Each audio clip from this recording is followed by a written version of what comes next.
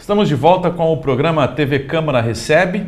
Hoje temos o prazer de conversar aqui com o Dr. Junqueira, um jovem tupanense aí que está fazendo carreira na Polícia Civil como delegado. E ele está compartilhando a sua história, essa trajetória de persistência, de estudos. E agora a gente vai querer saber já a fase de quando ele ingressou, né? Ele relatou aí no primeiro bloco que assumiu ali na Zona Leste, um DP da Zona Leste, uma região com as suas características aí periféricas, né? E eu quero saber assim, qual foi a primeira ocorrência que você pegou assim, que você falou, caramba, meu, que te chocou, que de repente um homicídio, como é que foi aí? Tiago, vamos lá, como eu disse, era 50 DP Itaim Paulista, né? Praticamente o último bairro da Zona Leste de Tupã, bem para lá do Itaquera, do famoso Itaquerão lá. Quando você sai da academia, você não tem experiência nenhuma, né? Já nós assumimos o plantão e o que acontece no plantão, você é o delegado. Você é o delegado, a palavra final é sua, se vira. Mas eu gostaria de destacar uma ocorrência que me chocou e me fez ficar pensando alguns dias, até cito ela em algumas aulas, mas não foi uma coisa boa, não teve um final feliz. O que acontece? Um crime de estupro, né? O crime de estupro é um dos crimes mais graves que nós lidamos, previsto no Código Penal, inclusive uma das penas mais elevadas também. A moça nos procurou a delegacia e começou a contar a história dela, o que aconteceu com ela. Vou resumir. Ela era casada, tentavam há muito tempo engravidar. Ela não conseguia engravidar do marido dela. Tentavam e não conseguiam engravidar. O marido, né, não sei qual foi a discussão entre eles, deu o pé. Talvez ela não deu o filho para ele, o que é completamente errado, e ele deu o pé, foi se aventurar para os outros lugares. Ela passou um longo período em depressão, perdeu o trabalho por conta disso. Quando ela estava conseguindo, né, se reabilitar, havia conseguido um novo emprego, fazia 3 meses, e um dia, retornando do emprego, voltando para a Zona Leste de São Paulo, no meio do caminho, ela foi abordada por um criminoso, já vamos pontuar dessa forma, e ele pegou, arrebatou ela, levou para uma área afastada, escura, um lote, e acabou abusando sexualmente dela. Beleza? Geralmente, a primeira reação das mulheres após um crime gravíssimo quanto a esse, porque constrange não só fisicamente, mas a intimidade sexual da mulher, ela se sente choque, ela se sente constrangida, ela se sente com nojo de si mesma. É muito comum isso, tem todo um trabalho psicológico envolvido. Ela não procurou as autoridades policiais, justamente por conta da vergonha, e não contou para nenhum familiar também, e carregou isso por algumas outras semanas. O que acontece? Ela chegou na delegacia. Depois que ela relatou tudo isso, ela contou que era casada, queriam muito ter filho e não tiveram, né? O marido largou ela e, voltando ao trabalho, ela foi estuprada. O que aconteceu como resultado desse estupro? Ela engravidou. Ou seja, ela acabou com a família dela, o casamento, porque não tinha filho, e acabou se engravidando do estuprador. Quando nós sabemos que o aborto ele é legalmente proibido no Brasil, salvo algumas exceções.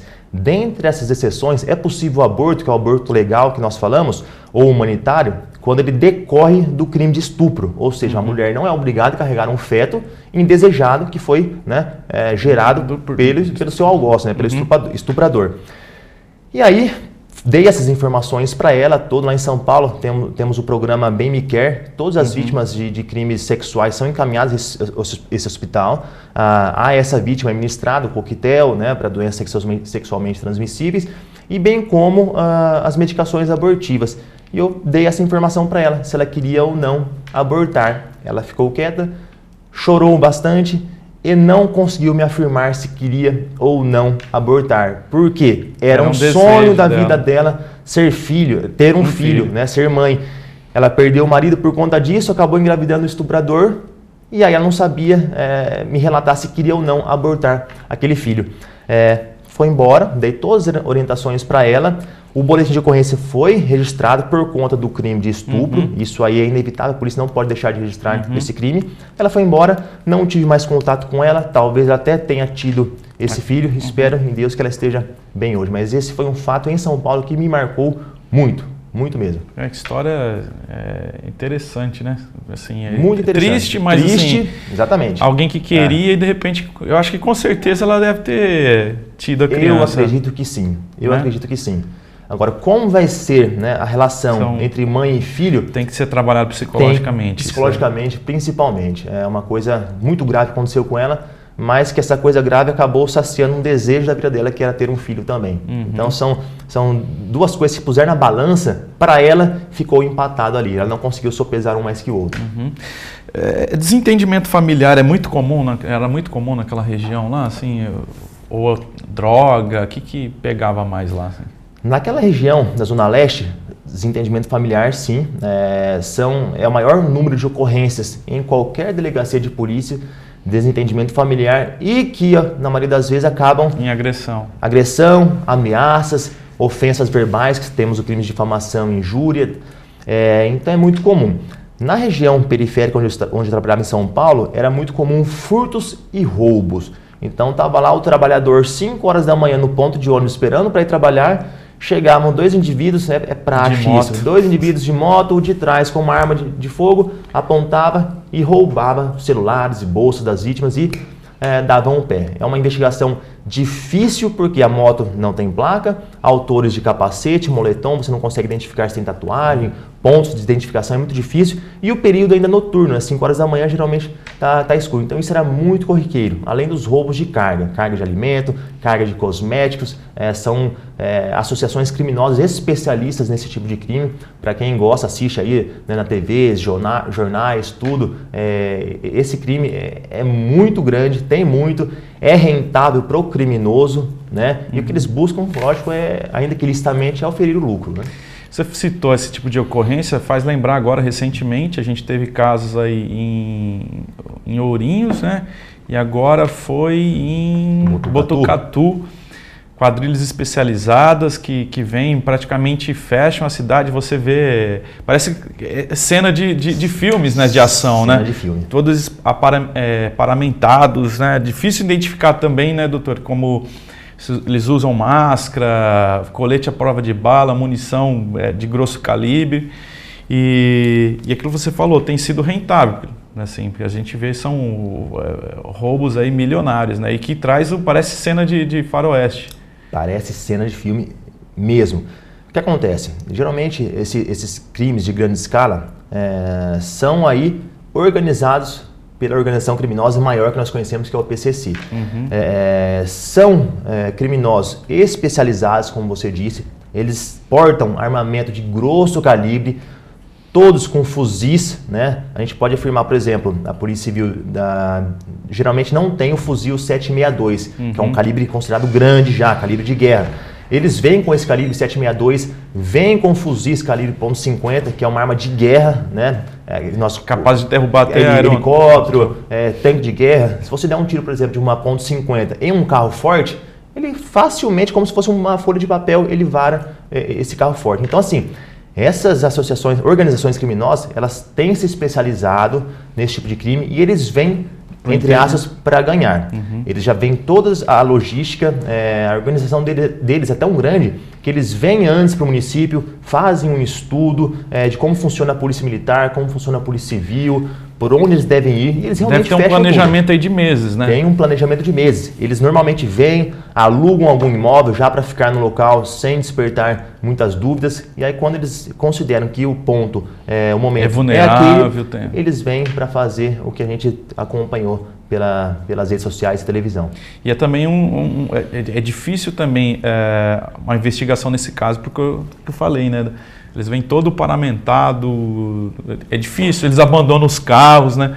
Na zona rural, onde não tem câmera, não tem nada, é bem planejado mesmo. É difícil. Os veículos normalmente são veículos furtados, roubados, receptados, então você não consegue traçar uma linha sucessória de quem comprou para quem vendeu.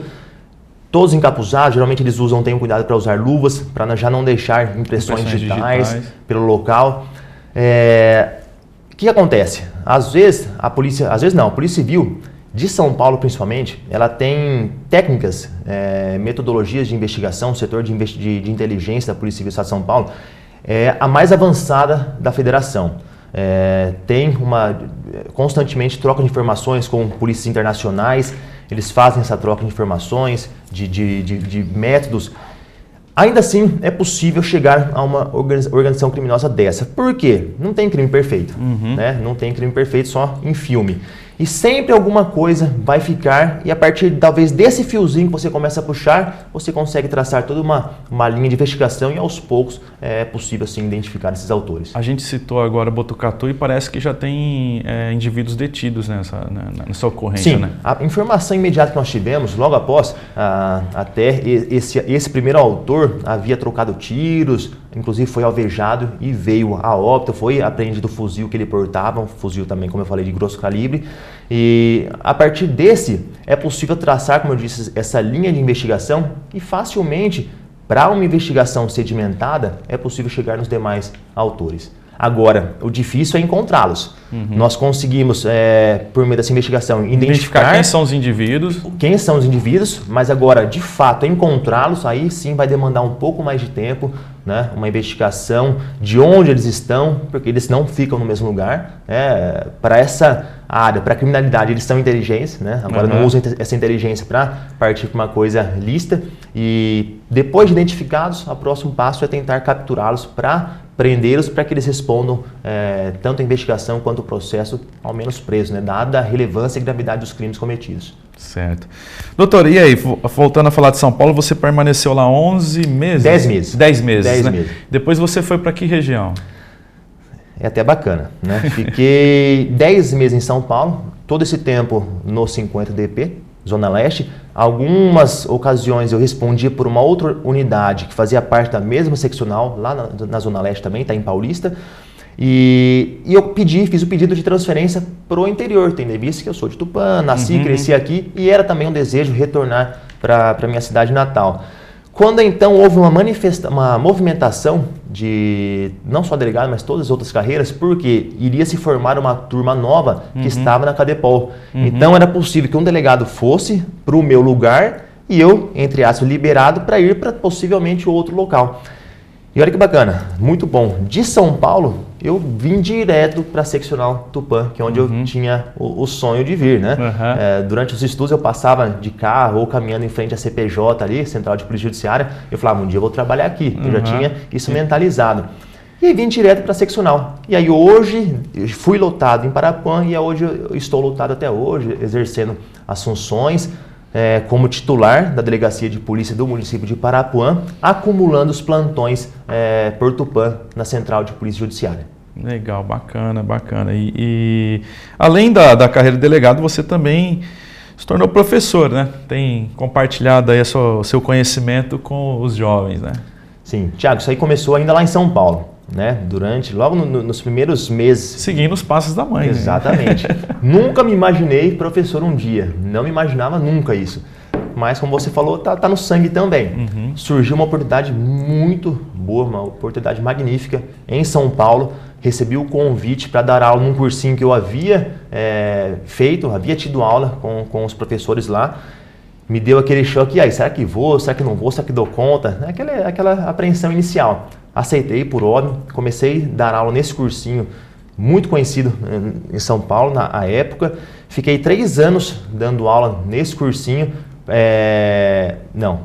2 anos dando aula nesse cursinho, porque eu assumi ele, na verdade não tinha tomado posse no concurso ainda, né, já estava aprovado, mas não havia tomado posse. Então dei um período ainda esperando a posse e depois já trabalhando.